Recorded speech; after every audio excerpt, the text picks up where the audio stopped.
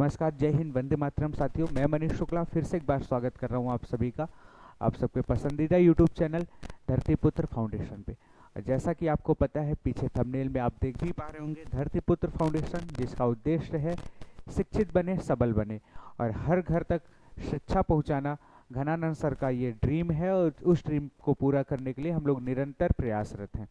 आप साथियों ने अगर अभी तक चैनल को सब्सक्राइब नहीं किया है तो चैनल को सब्सक्राइब जरूर कर लीजिए, बेल आइकन को प्रेस करके वीडियो को लाइक कर दीजिएगा एंड शेयर भी जरूर कर दीजिएगा, क्योंकि यहाँ पे आपको बिल्कुल पूर्णतः निःशुल्क शिक्षा आपको दी जा रही है और हर एक चैप्टर, ठीक है, बिल्कुल डिटेल्ड से पढ़ाया जा रहा है, बिल्कुल डिटेल में पढ़ाया जा रहा है। और आप लोग शेयर करते रहें, पढ़ते रहें, सीखते रहें।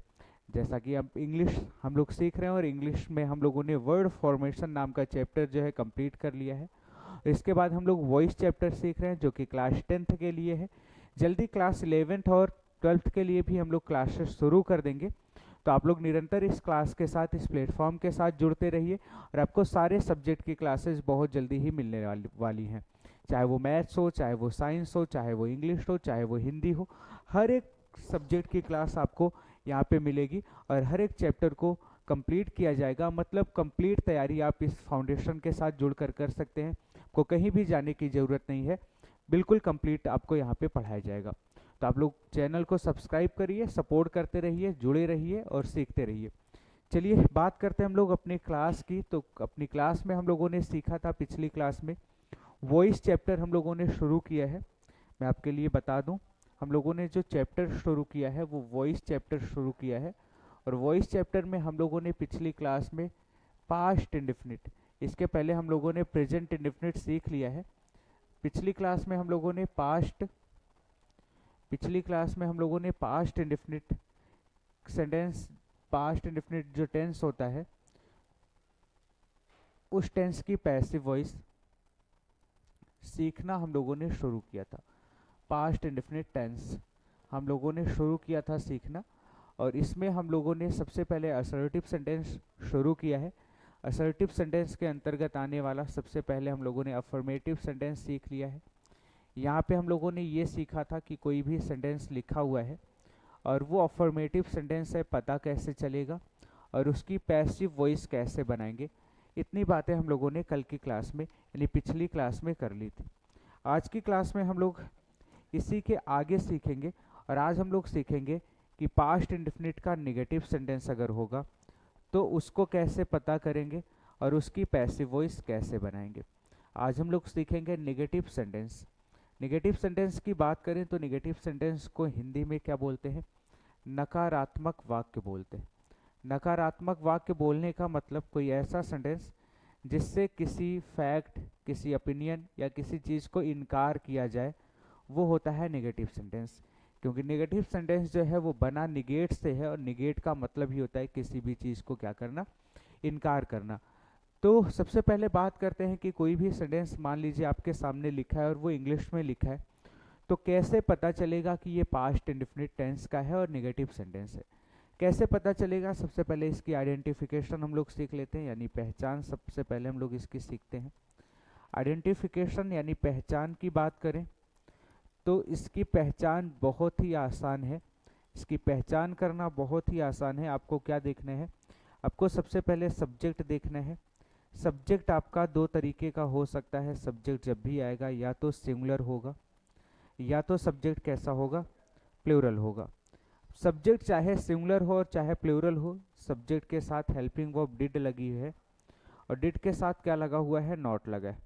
डिड नॉट लगा हुआ है तो आप यहाँ से देखकर पता कर सकते हैं कि ये पास्ट इंडेफिनिट टेंस है, क्योंकि पास्ट इंडेफिनिट की हेल्पिंग वर्ब क्या हुआ करती है? डिड नॉट हुआ करती है। और डिड नॉट के साथ वर्ब की कौन सी फॉर्म लगी होगी? First form of the verb use हुआ होगा। वर्ब की कौन सी फॉर्म यूज हुई होगी? First form of the verb use हुई होगी। ये देखकर आप ये पता कर सकते हैं कि ये जो सेंटेंस लिखा हुआ है ये पास्ट इंडेफिनिट है और पास्ट इंडेफिनिट का ये नेगेटिव सेंटेंस है। ये तो बात हो गई एक्टिव वॉइस की। ये जो सेंटेंस होगा वो किस में होगा? ये एक्टिव वॉइस की बात हो गई। अब अगर इसकी पैसिव बनाना है तो पैसिव बनाते टाइम क्या करना है?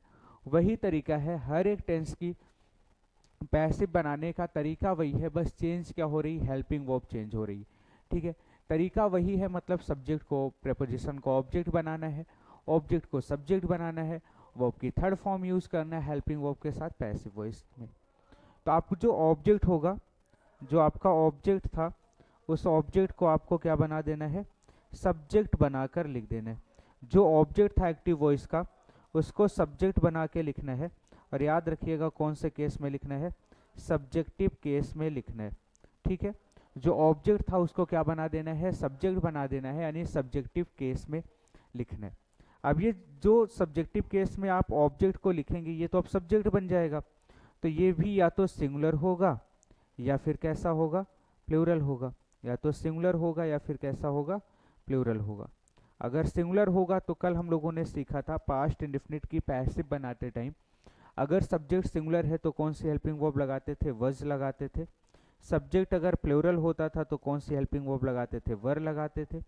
सेंटेंस नेगेटिव है यानी नॉट लगा है तो आपको इसी हेल्पिंग वर्ब के साथ नॉट को लगा देना है, क्योंकि सेंटेंस नेगेटिव रहेगा तो पैसिव बनाते टाइम भी सेंटेंस आपका नेगेटिव ही होना चाहिए। और वर्ब की कौन सी फॉर्म यूज करना है, पैसिव वॉइस में हमेशा वर्ब की हम कौन सी फॉर्म यूज करते हैं, थर्ड फॉर्म का यूज करते हैं। और ये आपका एक्टिव सेंटेंस जो था वो बन जाएगा पैसिव वॉइस में। किस में बन जाएगा, ये आपका जो एक्टिव वॉइस का सेंटेंस था ये आपका पैसिव वॉइस में बन जाएगा।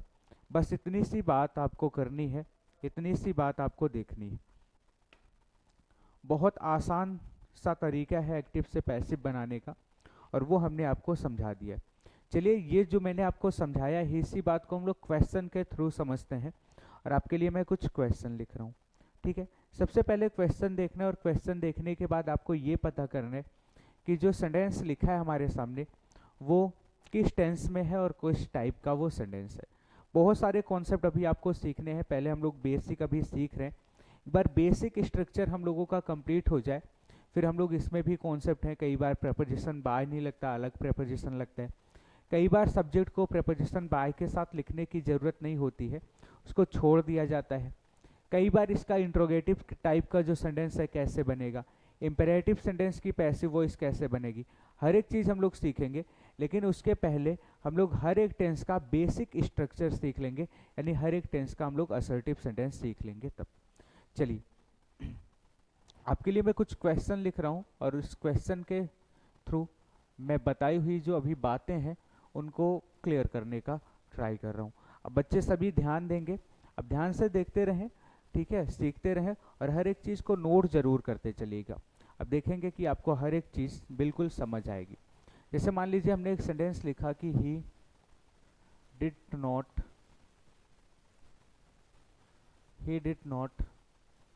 Teach mathematics.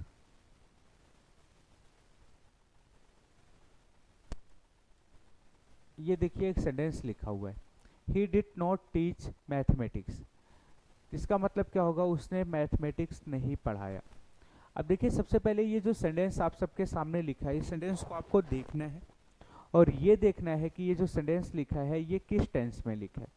अब देखेंगे हेल्पिंग वर्ब डिड लगी है, यानी इसका जो टेंस है वो पास्ट इंडेफिनिट है। कौन सा टेंस है, पास्ट इंडेफिनिट इसका टेंस है। अब चलिए पता करते हैं किस टाइप का सेंटेंस है, अफर्मेटिव सेंटेंस है या नेगेटिव सेंटेंस। आप देखें हेल्पिंग वर्ब के साथ नॉट लगा है, यानी ये पास्ट इंडेफिनिट का किस टाइप का सेंटेंस है, ये नेगेटिव सेंटेंस है। ये पास्ट इंडेफिनिट का नेगेटिव सेंटेंस है। मैं क्वेश्चन और ज़्यादा भी करवा सकता हूँ, पर इतने ज़्यादा क्वेश्चन मैं नहीं करवा रहा हूँ, क्योंकि हर एक टेंस में हम लोग उसी टाइप के क्वेश्चन सॉल्व कर रहे हैं। ठीक है, एक बार बेसिक स्ट्रक्चर कंप्लीट हो जाएगा, हम लोग थोड़ा सा एडवांस चीज़ें भी सीखेंगे। चलिए, पैसिव बनाना है, ये हो गया सब्जेक्ट, आपको तरीका पता है, सब्जेक्ट हो गया, ये हेल्पिंग वर्ब हो गई, ये मेन वर्ब हो गई, यानी ये अपनी लिखी हुई वर्ब हो गई। और वर्ब के बाद आने वाला जो भी नाउन या प्रोनाउन होता है वो उस वर्ब का क्या बन जाता है, ऑब्जेक्ट बन जाता है। तीन चीज़ें ज़रूरत थी हमें पैसिव सीखने के लिए, सब्जेक्ट की ज़रूरत थी, वर्ब की ज़रूरत थी, और ज़रूरत थी ऑब्जेक्ट की। हमें तीनों चीज़ें मिल चुकी हैं, सब्जेक्ट मिल चुका है, वर्ब मिल चुका है, ऑब्जेक्ट मिल चुका है। तरीका आपको पता है क्या करना है, ऑब्जेक्ट को क्या बना देना है, सब्जेक्ट बना देना है। यानी ये जो ऑब्जेक्ट लिखा हुआ था इसको सब्जेक्ट बना देना है, यानी हमने इसको सब्जेक्ट बना दिया और लिख दिया मैथमेटिक्स। हमने इसको सब्जेक्ट बना के लिख दिया मैथमेटिक्स। अब क्या करना है, सब्जेक्ट आपको देखना है सिंगुलर है या प्लूरल है। तो मैं चाहता हूँ सभी बच्चे एक बार बताएं, बोल के सुनाएं, ये जो लिखा हुआ सब्जेक्ट है वो अपने आप में सिंगुलर है या प्लूरल है, कैसे पता चलेगा। बहुत आसान सा तरीका है। ये देखो एक सब्जेक्ट का नाम है, ये क्या है, सब्जेक्ट का नाम है। अगर आपको नहीं पता है तो आप याद रखिएगा, जितने भी सब्जेक्ट के नाम हुआ करते हैं, जितने भी किसके नाम हुआ करते हैं, सब्जेक्ट्स के नाम हुआ करते हैं, भले ही उनके नाम में एस लगा हो, पर वो हमेशा क्या होते हैं, सिंगुलर होते हैं। चाहे वो सब्जेक्ट्स के नेम हो, चाहे वो गेम्स के नेम हो, चाहे वो डिसीज का नाम हो, चाहे वो किसी देश का नाम हो, चाहे वो किसी व्यक्ति का नाम हो। ठीक है, नाम का मतलब प्रॉपर नाउन होता है, जो कि नाउन पढ़ाते टाइम मैं आपको बहुत अच्छे से समझाऊंगा। मैंने बोला है कि हर एक चैप्टर, हर एक क्लास आपको डिटेल पढ़ाई जाएगी, आपका कंप्लीट सिलेबस यहाँ पे पढ़ाया जाएगा। बस आप विश्वास बनाए रखें और विश्वास के साथ साथ आप जुड़े रहें। ठीक है, तो जितने भी सब्जेक्ट्स के नेम होंगे, जितने भी बीमारियों के नाम होते हैं, जितने भी बीमारियों के नाम होते हैं, ठीक है, जितने भी देश के नाम होते हैं, देश के नाम होते हैं, जितने भी खेल के नाम होते हैं, जितने भी खेल के नाम होते हैं, जितने भी व्यक्ति के नाम होते हैं, किसी व्यक्ति का नाम है, ठीक है, ये सारे जो नाम होते हैं वो हमेशा क्या होते हैं, हमेशा सिंगुलर होते हैं। याद रखिएगा, नाम हमेशा सिंगुलर होता है, भले ही इसमें एस लगाओ। तो अब बताइए, यहाँ पे लिखा हुआ मैथमेटिक्स अपने आप में सिंगुलर या प्लूरल? बिल्कुल सही बोल रहे हैं आप लोग। यहाँ पे लिखा हुआ ये मैथमेटिक्स अपने आप में क्या है, सिंगुलर है, क्योंकि सब्जेक्ट का नाम है। अब अगर ये सब्जेक्ट का नाम है, सिंगुलर है, तो आप बताएं इसके साथ हेल्पिंग वर्ब हम लोग कौन से लगाएंगे? क्योंकि पास्ट इंडेफिनिट टेंस की पैसिव बनाते टाइम हेल्पिंग वर्ब कौन सी यूज होती है? अभी अभी हम लोगों ने सीखा था कौन सी हेल्पिंग वर्ब यूज होती है, वज और वर का यूज होता है, और इसके साथ कौन सी फॉर्म लगती है, third form of the verb का यूज होता है। ये तक कब यूज होता है, जब आप क्या बना रहे होते हो, पास्ट इंडेफिनिट की पैसिव वॉइस। तो क्योंकि ये सब्जेक्ट का नाम है, सिंगुलर है, तो हेल्पिंग वर्ब कौन सी लगेगी, वज लगेगी। सेंटेंस आप देखें नेगेटिव है, तो नेगेटिव सेंटेंस है तो यहीं पे आपको क्या लगा देना है, नॉट लगा देना है, यहीं पे आपको नॉट लगाना है। अब इसके बाद वर्ब की कौन सी फॉर्म लिखनी है, थर्ड फॉर्म लिखनी है, क्योंकि पैसिव वॉइस में हमेशा हम थर्ड फॉर्म का यूज करते हैं। टीच की थर्ड फॉर्म की अगर बात करें तो टीच की थर्ड फॉर्म क्या होती है, बिल्कुल सही बोलते हैं आप लोग, टॉट। सब्जेक्ट हो गया तो ऑब्जेक्ट को सब्जेक्ट बना दिया, हेल्पिंग वर्ब के साथ थर्ड फॉर्म लगा दिया। अब रह क्या गया, जो अपना सब्जेक्ट था उसको क्या करना था, बिल्कुल सही, प्रेपोजिशन को ऑब्जेक्ट बनाना था, यानी प्रेपोजिशन बाय लगाना है और ऑब्जेक्ट बनाना है। ही को ऑब्जेक्टिव केस मैं बार बार बता चुका हूँ, हिम। और इसको इंग्लिश में अगर हम बात करें क्या बोलते हैं, तो इसको इंग्लिश में एजेंट बोला जाता है।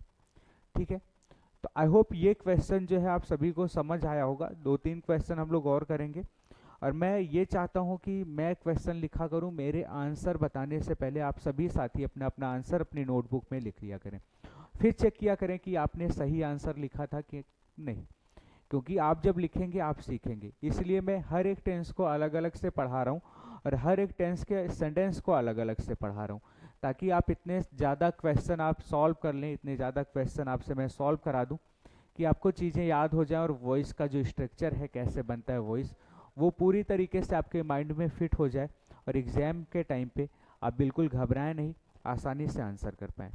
चलिए कुछ क्वेश्चन हम लोग और करते हैं। मैं आप सभी के लिए एक क्वेश्चन और लिख रहा हूँ, और फिर से मैं यही चाहूँगा कि मेरे आंसर से पहले आप लोगों का आंसर आ जाए। ठीक है, चलिए क्वेश्चन लिखता हूँ। मैंने लिखा कि Shri did not call her brother. She did not call her brother, उसने अपने भाई को नहीं बुलाया, ये इसका मतलब होगा। चलिए देखिए, इसकी फिर से सबसे पहले क्या करना है, जब भी आपके सबके सामने कोई भी सेंटेंस आया करे, सबसे पहले आपको उस सेंटेंस का टेंस पहचानना है। टेंस की बात करें, फिर से आप देखोगे हेल्पिंग वर्ब डिड लगा है, मतलब कौन सा टेंस है, पास्ट इंडेफिनिट ये टेंस। सेंटेंस कैसा है, नॉट लगा है, यानी ये पास्ट इंडेफिनिट का नेगेटिव सेंटेंस है। पास्ट इंडेफिनिट का कौन सा सेंटेंस है, ये पास्ट इंडेफिनिट का नेगेटिव सेंटेंस है। अब पास्ट इंडेफिनिट का जो नेगेटिव सेंटेंस होता है, आप मुझे बताएं पास्ट इंडेफिनिट की पैसिव बनाते टाइम, पास्ट इंडेफिनिट की अगर हम बात करें पैसिव की, तो पास्ट इंडेफिनिट की पैसिव बनाते टाइम कौन सी हेल्पिंग वर्ब लगती है, हेल्पिंग वर्ब वर्ज का यूज होता है।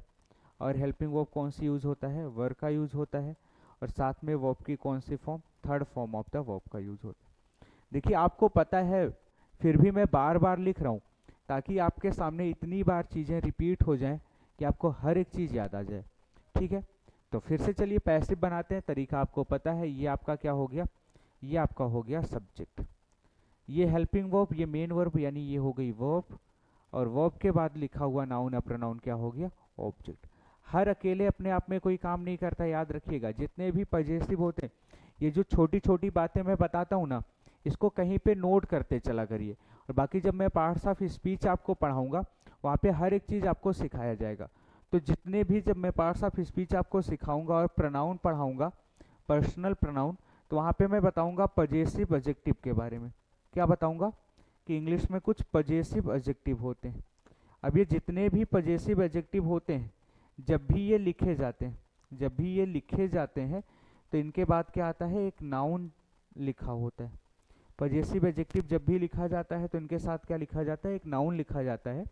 क्योंकि पजेसिव एडजेक्टिव अकेले नहीं आते, और ये पजेसिव एडजेक्टिव और ये नाउन मिलकर एक फ्रेज बनाते हैं। ठीक है, अब आप सबके मन में आ रहा होगा सर ये पजेसिव एडजेक्टिव क्या है, तो अभी थोड़ा सा मैं आपको बता दे रहा हूँ, बाकी जब प्रोनाउन चैप्टर पढ़ाऊंगा तो बताऊंगा। जैसे आई का पजेसिव होता है माय, वी का क्या होता है आवर, यू का क्या होता है योर होता है। ठीक है, ही का क्या होता है हिज होता है, शी का क्या होता है हर होता है, इट का क्या होता है इट्स होता है। ठीक है, दे का क्या होता है दियर होता है। तो ये जितने भी शब्द लिखे हैं ये पजेसिव एडजेक्टिव होते हैं इंग्लिश में। ठीक है, इनको डिटर्मिनर भी आप बोल सकते हैं, पजेसिव डिटर्मिनर। तो ये जब भी आते हैं इनके साथ नाउन आता है। देखो पजेसिव डिटर्मिनर आया था यानी एडजेक्टिव आया था, ये नाउन आया, और ये कंप्लीट फ्रेज बन रही है। ठीक है, ये कंप्लीट फ्रेज बन रही है, यानी इस पूरे को ऑब्जेक्ट बोलेंगे। चलिए, सब्जेक्ट मिल गया, वर्ब मिल गया, ऑब्जेक्ट मिल गया, टेंस पता चल गया, सेंटेंस पता चल गया। अब करने ही कुछ नहीं, पैसिव बनाना है। पैसिव बनाने के लिए ऑब्जेक्ट को क्या बनाना है, सब्जेक्ट बनाना है। तो ये ऑब्जेक्ट को सब्जेक्ट बनाएंगे तो आप लिखेंगे हर। अब बहुत सारे साथी हमारे हर को शी कर देंगे। याद रखिएगा यहाँ पे लिखा हुआ हर जो है वो अपने आप में पजेसिव है, पजेसिव नहीं बदलता। अगर ऑब्जेक्टिव केस होता तो सब्जेक्टिव केस हो जाता, अगर ऑब्जेक्ट होता तो सब्जेक्ट हो जाता। ठीक है, यहाँ पे इस नाउन के साथ लगा है, मतलब ये अपने आप में पजेसिव है। तो हर, और उसके बाद क्या लिखा हुआ है, नाउन आना चाहिए इसके बाद, क्योंकि अकेले आता नहीं। हर ब्रदर हो गया। इतनी सी बात समझ आ गई। अब बताओ, पैसिव बना रहे, हेल्पिंग वर्ब लगाएंगे। हर ब्रदर सिंगुलर है या प्लूरल है, तो आप देखिए ब्रदर नाउन है, सिंगुलर है, तो क्या लगाएंगे, सिंगुलर के साथ वज लगाएंगे। नेगेटिव सेंटेंस है, नॉट आना चाहिए, नॉट लगा दिया। अब क्योंकि पैसिव बना रहे हैं तो वर्ब की कौन सी फॉर्म लिखेंगे, third form.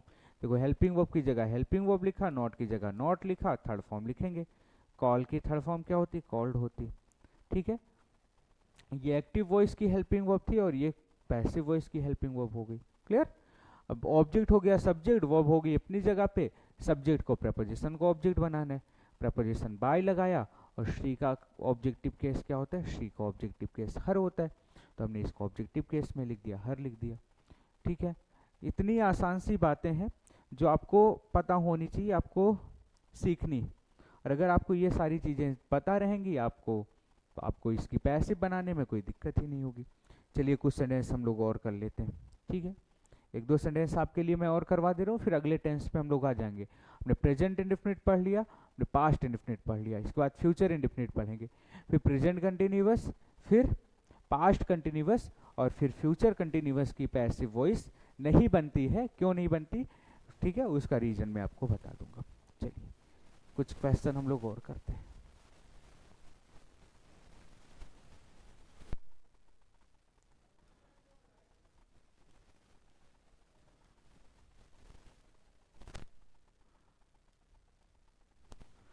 They did not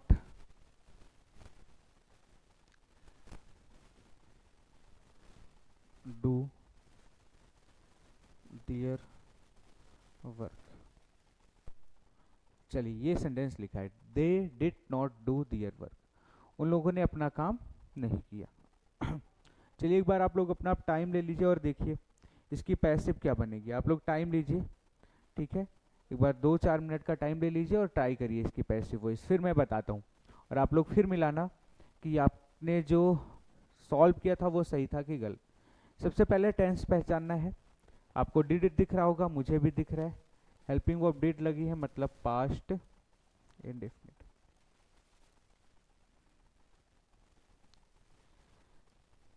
sentence किस टाइप का सेंटेंस है जल्दी से बताइए। नॉट लगा है मतलब ये कैसा सेंटेंस है, नेगेटिव सेंटेंस है। पैसिव वॉइस कैसे बनेगी देखते हैं। सब्जेक्ट वर्ब और ऑब्जेक्ट सबसे पहले ढूंढ लो। देखो जिसको नहीं आ रहा है मैं जैसे बोल रहा हूँ वैसे करो। सबसे पहले सब्जेक्ट, ये रहा सब्जेक्ट, वर्ब ये हेल्पिंग वर्ब, मेन वर्ब ये होगी वर्ब, वर्ब के बाद ये हो गया ऑब्जेक्ट। आपको जरूरत थी 3 चीजों से थी, जिसके बाद अगर कुछ रहता भी तो वो सब अदर वर्ड होता, उसको वैसे ही हम लिख देते हैं, ठीक है।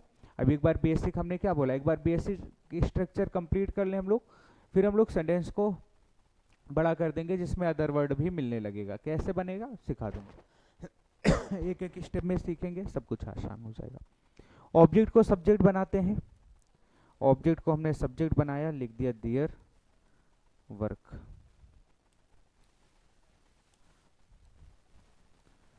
पैसिव वॉइस बना रहे हैं, हेल्पिंग वो वॉज या वर लगेगी। सब्जेक्ट कैसा है, बिल्कुल सही बोला आप लोगों ने, सिंगुलर। कौन सी हेल्पिंग वर्ब लगा दें, वज लगा दीजिए। नॉट लगा है हेल्पिंग वर्ब के बाद, नॉट लगा दीजिए। थर्ड फॉर्म लिखनी है, डू की थर्ड फॉर्म डू, डिड और डन होती है थर्ड फॉर्म, ये हो गई डन थर्ड फॉर्म, ठीक है। देयर वर्क वज नॉट डन। सब्जेक्ट को क्या करना है, प्रेपोजिशन का ऑब्जेक्ट बनाना है, बाय, और दे का ऑब्जेक्टिव केस क्या होता है, देम होता है। ये हो गया तरीका, ठीक है। तो अभी हम लोग बार बार मैं बोल रहा हूँ, अभी हम लोग सिर्फ अफर्मेटिव और नेगेटिव सीख रहे हैं। जब सारे टेंस का हम लोग अफर्मेटिव और नेगेटिव सीख लेंगे, फिर हम लोग थोड़ा सा आगे बढ़ेंगे और फिर सीखेंगे इसमें कुछ एडवांस कॉन्सेप्ट इसके, ठीक है, कुछ एक्स्ट्रा रूल्स इसके सीखेंगे, फिर इंट्रोगेटिव और फिर इंपेरेटिव सेंटेंस सीखेंगे। तो आई होप ये बात आप सभी को समझ आई होगी, ठीक है। चलिए हम लोग बढ़ते हैं अपने अगले टेंस की तरफ। सबसे पहले आप देखो हम लोगों ने प्रेजेंट इंडेफिनिट सीख लिया। ये अभी एक एक का मैं अफर्मेटिव इसलिए सिखा रहा हूँ ताकि आपको सारे टेंस की हेल्पिंग वर्ब पता चल जाए। पास्ट इंडेफिनिट हम लोगों ने सीख लिया। जब सारे टेंस की हेल्पिंग वर्ब पता चल जाएगी, फिर हम लोग इसके इंट्रोगेटिव, इसके इम्पेरेटिव और इसमें भी कुछ और भी रूल्स हैं जो आपको बताएं। जैसे जब अदर वर्ड आ जाएगा तब कैसे बनाएंगे, कहाँ पे अलग प्रेपोजिशन लगता है, बाय नहीं लगता, कहाँ पे प्रेपोजिशन और सब्जेक्ट लिखने की ज़रूरत ही नहीं होती, वो सारे कॉन्सेप्ट हम लोग एक एक करके सीखेंगे, ठीक है। तो अब हम लोगों ने प्रेजेंट इंडेफिनिट सीख लिया, पास्ट इंडेफिनिट सीख लिया। अब हम लोग सीखेंगे कि फ्यूचर इंडेफिनिट कैसे पता चलता है और फ्यूचर इंडेफिनिट की पैसिव बनाते टाइम कौन सी हेल्पिंग वर्ब का हम लोग यूज करते हैं। तो हम लोग सीखेंगे future indefinite tense. Future indefinite tense पता कैसे चलता है, बहुत ही आसान है, ठीक है। अगर हेल्पिंग वर्ब कौन सी यूज हुई है, कौन सी हेल्पिंग वर्ब लगी हुई है, हेल्पिंग वर्ब अगर सेंटेंस में विल या शैल लगी, कोई भी सेंटेंस है और उसमें हेल्पिंग वर्ब कौन सी हेल्पिंग वर्ब लगी है, हेल्पिंग वर्ब विल आई है या फिर हेल्पिंग वर्ब शैल आई है और इसके साथ first form of the verb I, ठीक है, तो इसका मतलब वो फ्यूचर इंडेफिनिट टेंस है। ये तो हो गई पहचान, ठीक है। अगर ये चीजें दिखती हैं तो आप ये पता कर सकते हैं कि ये फ्यूचर इंडेफिनिट टेंस है। अब फ्यूचर इंडेफिनिट टेंस है तो इसमें भी अलग अलग सेंटेंसेस हम लोगों को सीखने, जैसे सबसे पहले अफर्मेटिव सेंटेंस सीखना है, फिर इसका नेगेटिव सेंटेंस सीखना है। तो सबसे पहले हम लोग बात कर लेते हैं अफर्मेटिव सेंटेंस की, ठीक है। थोड़ा सा इसको तेजी से कंप्लीट करेंगे तब इसके अच्छे वाले रूल्स हम लोगों को मिलेंगे, ठीक है, ताकि एक बार सारे टेंस की हेल्पिंग वर्ब आपको पता रहे। अफर्मेटिव सेंटेंस, अफर्मेटिव सेंटेंस का पता कैसे चलता है, अगर सब्जेक्ट लिखा है और सब्जेक्ट के रूप में, देखिए कई बार ये चेंज भी हो जाता है, तो इसको ये मत रटिएगा कि आई वी के साथ शैल लगा है बाकी किसी के साथ विल लगा है। कई बार आई वी के साथ भी विल लग जाएगा, बाकी सबके साथ शैल लग जाएगा। बस डिफरेंस इतना सा हो जाता है कि आई वी के साथ शैल लगा है तो इन जनरल स्टेटमेंट होता है, आई वी के साथ जब विल लगा देते हैं यानी एक्सचेंज कर देते हैं हेल्पिंग वर्ब को, तो वो थोड़ा सा या तो किसी की धमकी हो जाती, किसी को धमकी देना, या फिर ऐसा हो जाता है कि ये निश्चित तौर पर फ्यूचर में ये काम होगा। ठीक है, तो सब्जेक्ट लिखा है और सब्जेक्ट आई या वी लिखा है, यानी फर्स्ट पर्सन का सब्जेक्ट लिखा है। जैसे मैंने बोला फर्स्ट पर्सन, बहुत सारे अगर बच्चों को नहीं पता होगा कि फर्स्ट पर्सन क्या होता है, तो आगे प्रोनाउन पढ़ाते टाइम मैं बताऊंगा, पर्सनल प्रोनाउन पढ़ाते टाइम। ठीक है, अभी थोड़ा सा आप जान लीजिए। इंग्लिश में पर्सन होते हैं 3। इंग्लिश में कितने पर्सन होते हैं? 3 पर्सन होते हैं। एक होता है फर्स्ट पर्सन, एक होता है सेकेंड पर्सन, और एक होता है थर्ड पर्सन। ये जो एक्स्ट्रा चीजें मैं बताता हूँ सुनते रहा करिए आप लोग, आगे जब प्रोनाउन चैप्टर पढ़ाऊंगा तो इसको डिटेल में आपको मैं समझाऊंगा। थर्ड पर्सन, तो इंग्लिश में 3 पर्सन होते हैं, फर्स्ट पर्सन, सेकेंड पर्सन और थर्ड पर्सन। फर्स्ट पर्सन क्या होता है? ठीक है, कोई ये नहीं बताएगा आई वी। फर्स्ट पर्सन कहते किसको है? तो फर्स्ट पर्सन होते स्पीकर। स्पीकर का मतलब बोलने वाला। ठीक है, बोलने वाला यानी वक्ता, बोलने वाला। तो जो सेंटेंस कोई स्पीक करता है, जो बोलता है, जो बोलने वाला होता है, उसको फर्स्ट पर्सन कहते हैं। और फर्स्ट पर्सन के लिए हम कौन सा प्रोनाउन यूज करते हैं? आई और वी। ठीक है, इसमें आई क्या होता है, वी क्या होता है, ये सारी चीजें प्रोनाउन चैप्टर में आपको सिखाई जाएंगी। अभी बस थोड़ा सा इतना जान लीजिए। अब कोई बोलेगा तो कोई ना कोई तो सुनेगा, तो जो सुनेगा यानी जो लिसनर होगा, यानी जो श्रोता होगा, जो सुनने वाला होगा, उसको हम कौन सा पर्सन बोलते हैं? Second person. और इसमें कौन सा प्रोनाउन आता है? यू आता है। तो आई वी को फर्स्ट पर्सन बोलते हैं और यू को कौन सा पर्सन बोलते हैं? सेकेंड पर्सन बोलते हैं। अब कोई बोलेगा, कोई सुनेगा, तो कोई ना कोई टॉपिक तो होगा ना जिस टॉपिक पे वो बोलेगा। तो जो टॉपिक होता है, जो मैटर ऑफ डिस्कशन होता है, उसको हम बोलते हैं थर्ड पर्सन। और इसमें कौन कौन आता है? ही आ गया, शी आ गया, इट आ गया, ठीक है, दे आ गया, या फिर किसी पर्सन का नेम आ गया। ये सब थर्ड पर्सन हुआ करते हैं। ये सब क्या हुआ करते हैं? थर्ड पर्सन हुआ करते हैं। तो फ्यूचर इंडेफिनिट के अफर्मेटिव की हम बात करें। पहले फ्यूचर इंडेफिनिट, अगर विल या शैल लगा है तो इसका मतलब वो फ्यूचर इंडेफिनिट है। अफर्मेटिव क्या होता है? अफर्मेटिव आई वी के साथ अगर शैल लगा होगा, ठीक है, आई वी के साथ शैल लगा होगा, और बाकी के साथ, बाकी के साथ, बाकी के साथ का मतलब चाहे वो यू हो, ठीक है, चाहे वो ही हो, चाहे वो शी हो, चाहे वो इट हो, चाहे वो दे हो, ठीक है, या फिर किसी का नेम हो, इन सब के साथ क्या लगा होगा? इन सब के साथ विल लगा होगा। क्या लगा होगा? विल। और इसके साथ कौन सी फॉर्म लिखी होगी? First form of the verb लिखी होगी। यहाँ पे नॉट नहीं लगा होगा, याद रखिएगा। तो इसका मतलब अगर ऐसा कुछ लिखा है, ठीक है, तो इसका मतलब ये आपका अफर्मेटिव सेंटेंस है। और एक्टिव वॉइस है या पैसिव वॉइस? एक्टिव वॉइस है। और किस टेंस की एक्टिव वॉइस है? फ्यूचर इंडेफिनिट टेंस की ये एक्टिव वॉइस है। ये देखकर आपको ये पता चल जाएगा। अगर इतनी बात आपको पता चल जाती है तो ये इसकी पैसिव वॉइस कैसे बनाते हैं ये हम लोग सीख लेते हैं। इसकी पैसिव वॉइस कैसे बनाते हैं ये हम लोग सीख लेते हैं। तो इसके पहले कि मैं वो सिखाऊं, आप लोग इसका स्क्रीनशॉट लेना है तो ले लीजिए, ठीक है। और नोटबुक में बार बार बोल रहा हूँ, आप स्क्रीनशॉट ले लिया करें, नोटबुक बाद में बना लिया करें। चलिए, तो इसको मैं थोड़ा सा इरेज करूंगा।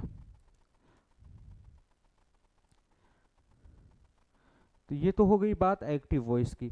और किस टेंस की एक्टिव वॉइस की हो गई? फ्यूचर इंडेफिनिट के एक्टिव वॉइस की हो गई। अफर्मेटिव सेंटेंस, फ्यूचर इंडेफिनिट का अफर्मेटिव सेंटेंस। अब इसकी पैसिव बनाना है, कैसे बनाएंगे? ध्यान से सुनिएगा, ठीक है, ध्यान से सारी बातों को सुनिएगा आप लोग। क्या करना है? जो ऑब्जेक्ट था उसको फिर से क्या बना देना है? सब्जेक्ट बना देना है। जो ऑब्जेक्ट था उसको फिर से क्या बना देना है? सब्जेक्ट बना देना है। और सब्जेक्ट जब आप बनाएंगे फिर या तो आई या वी होगा, यानी फर्स्ट पर्सन होगा, या फिर से क्या होगा? यू होगा, ही होगा, शी होगा, इट होगा, दे होगा, या फिर किसी का क्या होगा? नेम होगा। याद रखिएगा, अगर आई वी के साथ एक्टिव वॉइस में शैल लगा है तो पैसिव वॉइस में भी आई वी के साथ शैल लगाइएगा। और अगर एक्टिव वॉइस में आई वी के साथ विल लगा है तो पैसिव वॉइस में भी आई और वी के साथ विल लगाइएगा। बस इतनी सी बात आपको ध्यान रखनी है। क्लियर? तो सब्जेक्ट अगर आई या वी होगा तो क्या लगाना है, शैल लगाना है, ठीक है। और अगर इनमें से कोई होगा तो विल लगाना है। और क्योंकि आप पैसिव बना रहे हैं तो इसी के साथ क्या जोड़ देना है, बी जोड़ देना है, विल बी शैल बी। यानी फ्यूचर इंडिफिनिट के पैसिव वॉइस की जो हेल्पिंग वर्ब होती है वो कौन सी हेल्पिंग वर्ब होती है, विल भी होती है या फिर क्या होती है, शैल भी होती। और इसके साथ कौन सी फॉर्म लगेगी, वर्ब की कौन सी form, very good, third form. क्योंकि पैसिव वॉइस में हमेशा कौन सी फॉर्म लगती है, थर्ड फॉर्म। और ये बन जाएगा किस में, पैसिव वॉइस में। आप एक चीज़ देखो, आपको एक चीज़ देखकर बहुत मजा आएगा कि पहले दिन हमने आपको बताया था ना कि एक्टिव है या पैसिव पता कैसे चलता है, तो हमने कहा था बी के साथ थर्ड फॉर्म लगी होगी। और बी का मतलब क्या बताया था हमने, इज, एम, आर, वस, वर, बी, बिन और बींग। इनको इंग्लिश में कौन सी वर्ब बोला जाता है, इनको इंग्लिश में बी वर्ब बोला जाता है। और बी वर्ब के साथ क्या लगी होगी, थर्ड फॉर्म लगी होगी, तो पैसिव बन जाएगा। अब देखो हर एक पैसिव में कहीं ना कोई बी वर्ब आपको देखने को मिल जाएगी, ठीक है। तो एक्टिव वॉइस में शैल या विल लगा होगा तो पैसिव वॉइस में क्या बना देना है, विल भी या शैल भी लगा देना है। आगे जब सारा टेंस हम लोग पढ़ लेंगे ना तो आपको एक जादू मैंने डे 1 बोला था वो दिखाऊंगा कि कैसे हेल्पिंग वर्ब बनती है। तो आपको कोई भी टेंस नहीं रटना होगा, कोई भी हेल्पिंग वर्ब भी नहीं याद करना होगा, लेकिन पहले ऐसे सीख लीजिए। तो ये तो हो गया तरीका, स्ट्रक्चर कि फ्यूचर इंडेफिनिट होगा तो पता कैसे चलेगा, और फ्यूचर इंडेफिनिट का अफर्मेटिव होगा तो उसकी पैसिव वॉइस कैसे बनेगी, और पैसिव वॉइस बनाते टाइम कौन सी हेल्पिंग वर्ब लगाएंगे। इतनी सी बातें हम लोगों ने सीख ली। चलो अब इससे रिलेटेड हम लोग क्वेश्चन करते हैं, ठीक है। फिर ये चीज़ बहुत अच्छे से समझ आ जाएगी। जो अभी हम लोगों ने सीखा इससे रिलेटेड 2-4 क्वेश्चन हम लोग कर लेंगे तो ये बात जो है बिल्कुल पूरी तरीके से समझ आ जाएगी। और किसी को ये नहीं लगना चाहिए कि कम क्वेश्चन करा रहे हैं, हर एक सेंटेंस में 3-4-5 ही क्वेश्चन हो रहा है। अभी देखो हर एक सेंटेंस में, हर एक टेंस के हर एक सेंटेंस का तरीका तो वही है ना, वही सब्जेक्ट को ऑब्जेक्ट बनाना है, ऑब्जेक्ट को सब्जेक्ट बनाना है। आपको अभी याद क्या रखनी है, हेल्पिंग वर्ब याद रखनी है कि एक्टिव वॉइस में कौन सी हेल्पिंग वर्ब रहेगी तो पैसिव वॉइस में कौन सी हेल्पिंग वर्ब लगाएंगे। एक बार सारे टेंस को मैं पढ़ा दूंगा, सारे टेंस का अफर्मेटिव और नेगेटिव पढ़ा दूंगा तो आपको हेल्पिंग वर्ब सारे टेंस की पता चल जाएगी। तो फिर हम लोग थोड़ा सा अच्छे अच्छे सेंटेंस सॉल्व करेंगे जिसमें अदर वर्ड भी आएगा और सारी चीज़ें आपको मिलेंगी। चलिए एक क्वेश्चन मैं आप सबके लिए लिख रहा हूँ। जैसे मैंने लिखा कि रहीम विल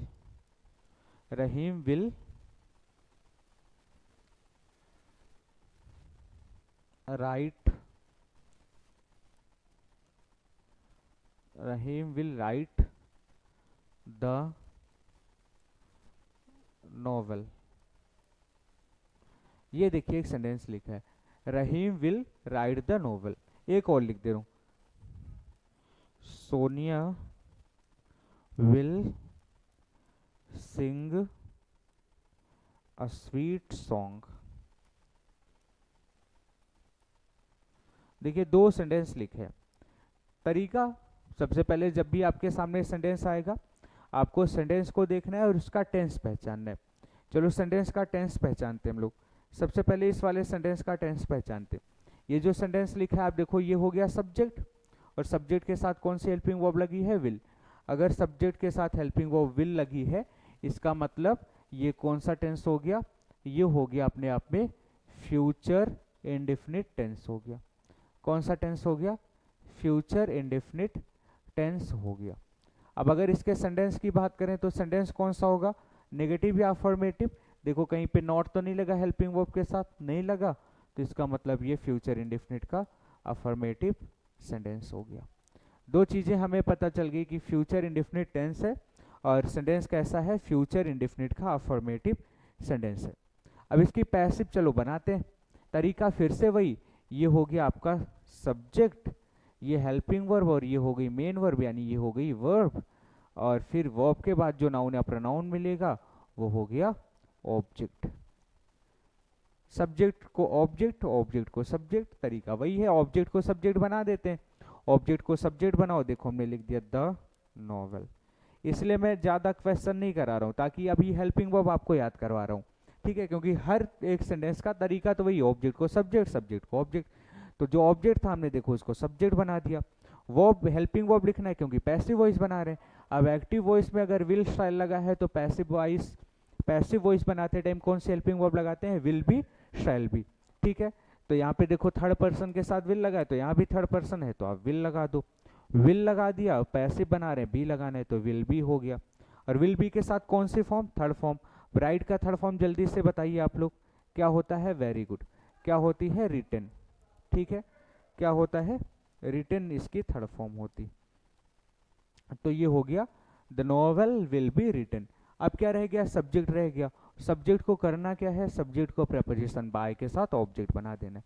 ये हमने प्रेपोजिशन लिख दिया और इसको ऑब्जेक्ट बनाते हैं। नाम का सब्जेक्टिव और ऑब्जेक्टिव केस सेम ही रहता है, तो नाम था इसलिए हमने लिख दिया। याद रखिएगा, किसी का नाम होता है वो प्रॉपर नाउन होता है, और प्रॉपर नाउन हमेशा कैपिटल लेटर से लिखा जाता है।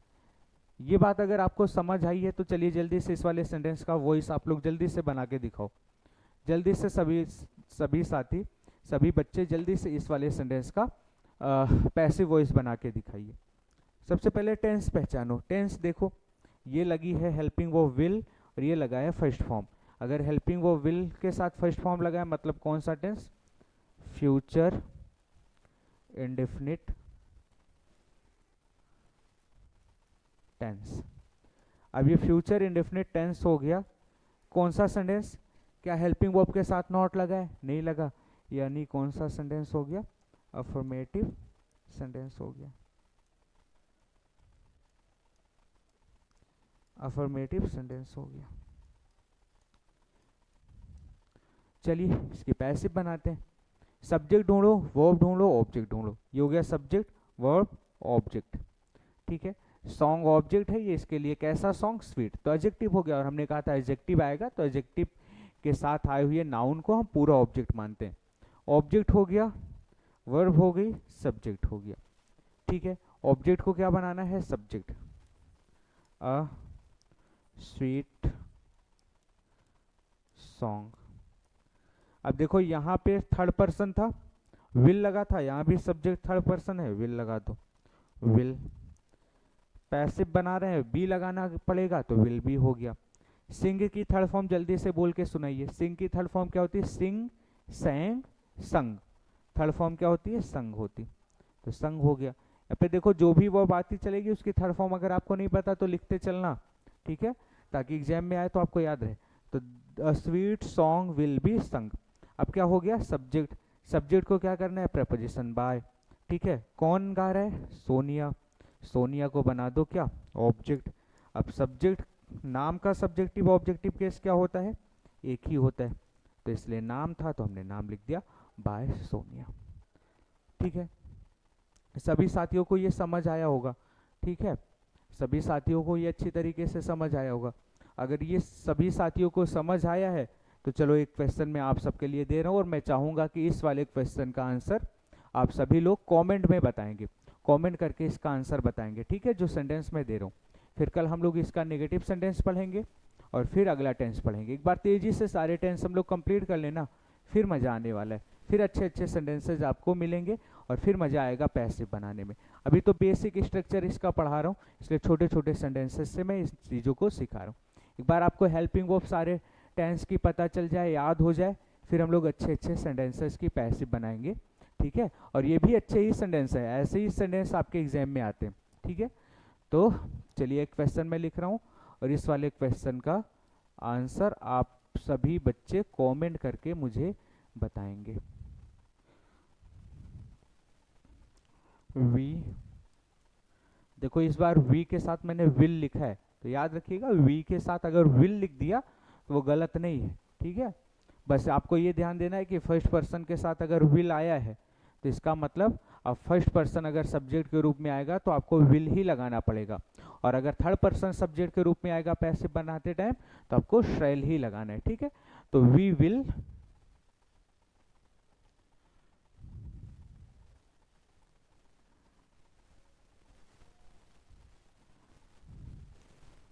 Solve all the questions. मतलब क्या होगा, हम सब सारे क्वेश्चंस को क्या करेंगे, सॉल्व करेंगे। वेरी गुड, आप सभी सारे क्वेश्चन को सॉल्व करोगे, तो जल्दी से इस वाले क्वेश्चन को सॉल्व करके और इसका आंसर आप सभी को कमेंट में बताना है, ठीक है। तो इसका आंसर मैं नहीं बता रहा हूँ, इसका आंसर मैं नहीं बता रहा हूँ, इस वाले क्वेश्चन का आंसर आप सभी बच्चे कमेंट करके मुझे बताएंगे ठीक है। इस वाला ये वाला जो सेंटेंस है इसका आंसर मैं नहीं बता रहा हूँ, इसका आंसर आप सभी बच्चे कमेंट करके मुझे बताएंगे कि इसका आंसर क्या होगा। मैं सभी का कमेंट देखूंगा, ठीक है, मैं सभी का कमेंट चेक करूंगा और सभी के आंसर आने चाहिए। कोई ये नहीं बोलेगा कि सर नहीं है, समझ आया नहीं आया, ठीक है। अगर आपको नहीं समझ आया तो आप शुरू से वीडियो देखिएगा, सारे टॉपिक बिल्कुल शुरू से पढ़ाए जा रहे हैं, ठीक है। और अगर आपने वर्ड वाला चैप्टर नहीं पढ़ा है तो वर्ड फॉर्मेशन वाला भी चैप्टर पढ़ लीजिएगा। और वॉइस आपने नहीं पढ़ा है तो आप प्लेलिस्ट चेक करिएगा, वॉइस के सारे वीडियो आपको मिलेंगे। हर एक स्टेप में स्टेप वाइज स्टेप हम लोग हर चीज़ों को सीख रहे हैं। तो आप नोटबुक बनाते चलिए, अच्छे से पढ़ते रहिए सभी लोग। और इस वाले क्वेश्चन का आंसर आप सभी को बताना है, ठीक है। और अपने साथियों को मैं बार बार बोल रहा हूँ, अपने साथियों को क्लास ज़रूर शेयर करो और खुद भी कमेंट ज़रूर किया करो, इससे पता तो चले कि आपको चीज़ें समझ आ रही हैं, आपका आंसर जो बना रहे हैं वो सही है कि नहीं है, ठीक है। तभी तो जब हम लोग थोड़ा सा लेवल बढ़ाएंगे तो आपको दिक्कत नहीं होगी, ठीक है। इसलिए हर एक क्वेश्चन जो आपको दिया जाए उसका आंसर आप लोग ज़रूर कमेंट किया करें और साथ ही साथ शेयर भी करा करें, ठीक है, लाइक किया करें। तो फिलहाल आज की क्लास में हम लोग इतना ही सीखेंगे। आज की क्लास में हम लोगों ने फ्यूचर इंडेफिनिट सीख लिया है। कल की क्लास में हम लोग कल की क्लास में इसका नेगेटिव सेंटेंस हम लोग सीख लेंगे और फिर present continuous, past continuous, future continuous की नहीं बनाया करते हैं पैसिव, ठीक है। फिर उसके बाद हम लोग क्या सीखेंगे, प्रेजेंट परफेक्ट, पास्ट परफेक्ट और फ्यूचर परफेक्ट, ठीक है। ऐसे हर एक टेंस को कंप्लीट कर लेंगे और हर एक टेंस की हेल्पिंग वर्ब जब आपको पता चल जाएगी फिर हम लोग सेंटेंसेस को थोड़ा सा और टफ करेंगे, जहाँ पे आपको अदर वर्ड भी मिलेगा, ठीक है। दो ऑब्जेक्ट भी मिल सकता है, 2 ऑब्जेक्ट वाला तो मैंने बता दिया, ठीक है। और जितने भी कॉन्सेप्ट रूल हैं वहाँ पे हम लोग सीखेंगे। फिर इंटेरोगेटिव सेंटेंस सीखेंगे, फिर इंपेरेटिव सेंटेंस सीखेंगे और फिर हम लोग अगले चैप्टर की तरफ आएंगे, नरेशन की तरफ, ठीक है। फिर ऐसे हर एक चैप्टर आपको कंप्लीट यहाँ पे पढ़ाया जाएगा। तो आप लोग पढ़ते रहिए, सीखते रहिए और धरतीपुत्र फाउंडेशन के साथ जुड़े रहिए, ठीक है। धरतीपुत्र फाउंडेशन जिसके बारे में आप सभी को पता ही है कि घनानंद सर द्वारा चलाई गई एक मुहिम है, ठीक है, जिनका उद्देश्य है कि हर घर शिक्षा पहुँचे और हर वो बच्चे शिक्षित हों जो किसी कारण से पढ़ नहीं पाते थे। तो आपके लिए एक बहुत अच्छा अवसर है, बहुत अच्छी अपॉर्चुनिटी है जिसका लाभ आप लोग उठाएं, ठीक है। बिल्कुल फ्री आपको सारी क्लास, चाहे वो 9th हो, 10th हो, 11th हो, 12th हो, जल्दी सारी क्लास की आपको क्लासेस जो है मिलने लगेंगी और सारे सब्जेक्ट की क्लासेस मिलने लगेंगी, ठीक है। तो आप लोग इस फाउंडेशन के साथ जुड़े रहिए, सीखते रहिए और कंप्लीट पढ़ाया जाएगा। ये नहीं कि हमें कोई पेड बैच लाना है कि अभी मैं यहाँ पे थोड़ा सा पढ़ा दूँ, डेमो दे दूँ और बाद में मैं आपसे बोलूँ कि अब और आगे पढ़ना है तो एडमिशन लीजिए, ऐसा करिए वैसा करिए, ऐसा कुछ नहीं है। आपको कंप्लीट सिलेबस बिल्कुल डिटेल्ड वे में हर एक चैप्टर बिल्कुल कंप्लीट पूरी तैयारी आपको यहाँ पे फ्री कराई जाएगी। तो आप लोग जुड़े रहिए फाउंडेशन के साथ और पढ़ते रहिए, सीखते रहिए, लाइक करते रहिए। थैंक यू, जय हिंद सभी को।